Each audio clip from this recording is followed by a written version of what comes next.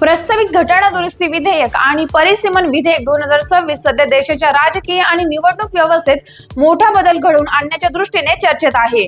या विधेयकानुसार लोकसभेतील जागांचे पुनर्वाटप राज्यांच्या लोकसंख्येच्या प्रमाणात करण्याचा प्रस्ताव आहे। त्यामुळे प्रत्येक मतदारसंघातील लोकसंख्या साधारणपणे समान ठेवण्याचा प्रयत्न केला जाणार आहे। यासोबतच लोकसभेच्या एकूण जागांची मर्यादा 550 वरून 850 पर्यंत वाढवण्याचा महत्त्वाचा निर्णय सुचवण्यात आला आहे। यात राज्यांसाठी कमाल 815 आणि केंद्रशासित प्रदेशांसाठी 35 जागा निश्चित केल्या जातील।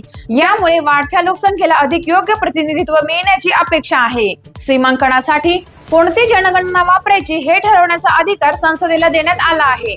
सध्या उपलब्ध माहितीनुसार पुढील सीमांकनासाठी 2011 ची जनगणना वापरली जाऊ शकते।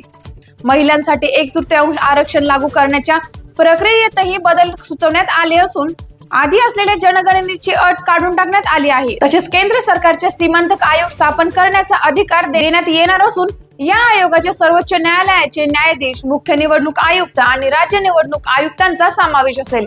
या सर्व बदलांमुळे देशातील निवडणूक रचना आणि प्रतिनिधित्वावर दूरगामी परिणाम होण्याची शक्यता व्यक्त केली जात आहे। अशाच ताज्या घडामोडींसाठी पाहत रहा टाइम्स ऑफ महाराष्ट्र।